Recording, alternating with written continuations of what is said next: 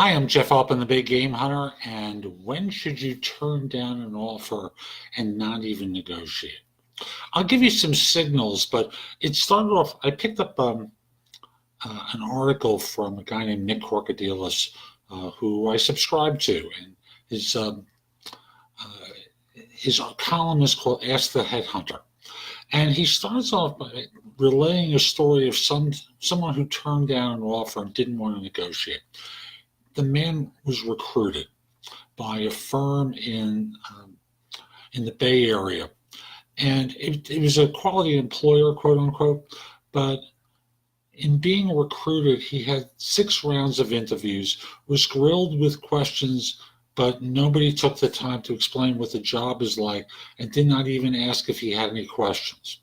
Lots of questions did not make sense, like why I'm leaving my employer. After all, he was contacted by the firm. Where he sees himself in 5 years, they couldn't even tell me where they could see the company in 6 months. The hiring process was too long and too disorganized. The offer took too long.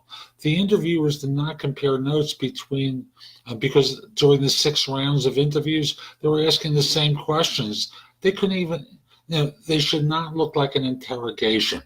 They also looked tired and stressed. You know, that's part of it. And when you think about being recruited, you want to be in a situation where you feel like they're rolling out the red carpet for you, Nick writes. So then he goes into 6 signals that really tell you. Number one is it shouldn't take 6 interviews to assess you. 2, maybe 3. Employer needs to have more than no idea in order to screw it up that badly. But he writes, an employer that needs more than 2 or 3 really doesn't know how to assess people. I think it's a good benchmark. A company should not interrogate you. It should be revealing first to prove that there's a wonderful, desirable opportunity in there for you. And I'll just simply say, as he does, if this idea seems foreign to you, you're either brainwashed or you work in HR. Seriously, what you should, as an employer, be doing is be open when you're recruiting someone. I'm not talking about agency. Agency will tend to do that. But, as an employer, if you're out there recruiting someone, you need to think in terms of what you can reveal to them to be interesting. After all, they're not out looking for a job. They were reached out to by you, and they're willing to consider one. The interviewer should not test your motivations. They should justify theirs to you. Excellent point. An interview process should be a carefully tailored production, a compelling pitch designed to impress you favorably. Seriously, this is absolutely true. If you're reaching out to someone, if you're being wooed by an organization, do you want them to be standoffish, or do you want them to be trying to woo you? An employer should make an offer almost immediately after interviews are done, because hesitation reveals doubt, and any doubt reveals questionable judgment. These interview meetings are the employer's show, and they control everything in the way of information flow. And as such, you need to put them in the position, and you need to consider turning down an offer where they've tried to reverse it and put you through an inquisition. I'm not saying they shouldn't evaluate and assess you. By all means, they should.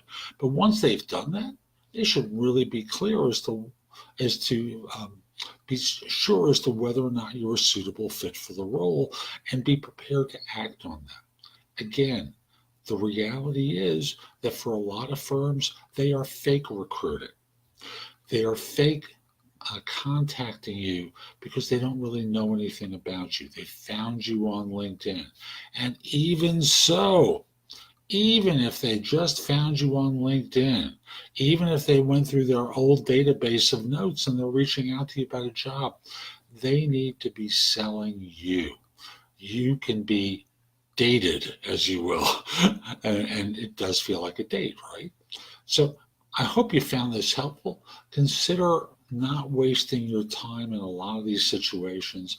I'll also say, I'll contrast it with someone else I'm working with now who I'm coaching, successful career in finance. Was approached by a search firm about one job in his town, another one not too far away. And I'll use the one in his town where, they initially made an offer of better than $250,000. And even then, between base and bonus, he was in a situation and retirement benefits, it wasn't quite adequate. So what they did was give him a signing bonus to compensate for some of the money he left on the table. They were flexible and generous. They were open. They sold to him. They made themselves available quickly. They created a great impression. They made decisions quickly. They didn't drag out the process. This is what you should be looking for in situations where you're recruited by an organization that has a tight timeline. This is what you should be experiencing when you're being recruited by an organization that really believes that you're the solution to a need. You shouldn't be going through one of these grand inquisitions by people who don't communicate to one another, because it just demonstrates the chaotic nature of the organization. Hope you found this helpful. I'm Jeff Altman, the Big Game Hunter. If you're interested in my coaching, you connect with me on LinkedIn at linkedin.com/IN/the Big Game Hunter. Once connected, message me that you're interested in coaching. We'll set up time for a free discovery call. Also want to mention that I've got a ton of great information on my website. Connect with me. Visit the website, which is thebiggamehunter.us. Go exploring in the blog. There is just a ton there. Hope you have a great day and take care.